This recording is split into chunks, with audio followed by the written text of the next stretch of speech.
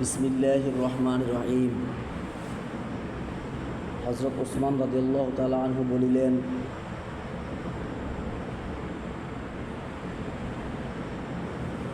এখানে একটি সুন্দর ঘটনা উল্লেখ করিয়া এই পরিচ্ছেদ শেষ করিতেছি।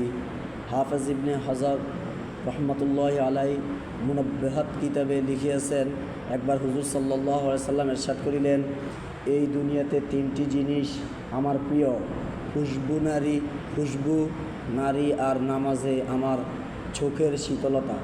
হুজুর সাল্লাল্লাহু আলাইহি সাল্লামের নিকট তখন কয়েকজন সাহাবী উপস্থিত ছিলেন। তার মধ্যে হযরত আবু বকর সিদ্দিক রাদিয়াল্লাহু তাআলা আনহু বলিলেন, আপনি সত্য বলিয়েছেন, আমার নিকট তিনটি জিনিস প্রিয়, আপনার চেহারা মোবারক দেখা, আপনার অর্থ সম্পদ আপনার জন্য খরচ করা এবং আমার কন্যা আপনার বিবাহে রহিয়াছে। হযরত ওমর রাদিয়াল্লাহু তাআলা আনহু বলিলেন, আপনি সত্য বলিয়েছেন, আমার নিকট তিনটি জিনিস প্রিয়, সৎ কাজে আদেশ, অসৎ কাজে নিষেধ এবং পুরাতন কাপড় পরিধান করা। হযরত ওসমান রাদিয়াল্লাহু তাআলা আনহু বলিলেন, আপনি সত্য বলিয়েছেন, আমার নিকট তিনটি জিনিস প্রিয়, ক্ষুধার্তকে খাওয়ানো, বস্ত্রহীনকে বস্ত্র দান করা এবং কোরআন পাকের তেলাওয়াত করা।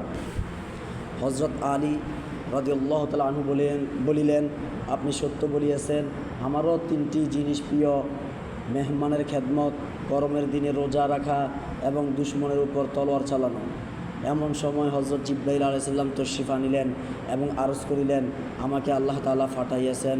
অতঃপর বলিলেন যে, আমি জিবরাইল, যদি দুনিয়াবাসীদের একজন হইতাম তবে কি পছন্দ করিতাম, বলিব কি?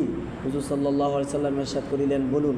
হযরত জিবরাইল আলাইহিস সালাম আরজ করিলেন, পথহারাদের পথের সন্ধান দেওয়া, গরিব এবাদতকারী লোকদেরকে মহব্বত করা এবং সন্ততিওয়ালা গরিব লোকদেরকে সাহায্য করা।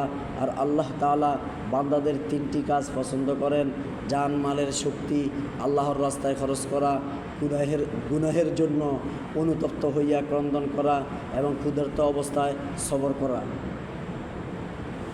হাফেজ ইবনে কাইয়িম রাহমাতুল্লাহ আলাইহি জাদুল মাআদ কিতাবে লিখিয়াছেন, নামাজ রুজি আকর্ষণ করে, স্বাস্থ্য রক্ষা করে, রোগ ব্যাধি দূর করে, অন্তরকে শক্তিশালী করে, চেহারার নূর সৌন্দর্য বৃদ্ধি করে, মনে আনন্দ দেয়, অঙ্গ প্রত্যঙ্গে সজীবতা আনে ও অলসতা দূর করে, অন্তর খুলিয়া দেয়। নামাজ রুহের খোরাক, দিলকে নুরানি করে, আল্লাহর দেওয়া নিয়ামতকে রক্ষা করে, আল্লাহর আযাব হইতে বাঁচাইয়া রাখে, শয়তানকে দূর করিয়া রাখে, রহমানের সহিত নৈকট্য সৃষ্টি করে। মোট কথা, দেহ এবং আত্মার সুস্থতার রক্ষার জন্য নামাজের বিশেষ দখল ও আশ্চর্যজনক তাসির রহিয়াছে। ইহা ছাড়া দুনিয়া ও আখিরাতের যাবতীয় ক্ষতি ও অনিষ্ট দূরীকরণ ও দুজাহানের যাবতীয় কল্যাণ সাধনে নামাজের বিশেষ ভূমিকা রয়েছে। আল্লাহ তাআলা আমাদেরকে হাদিস অনুযায়ী আমল করার তৌফিক দান করুন।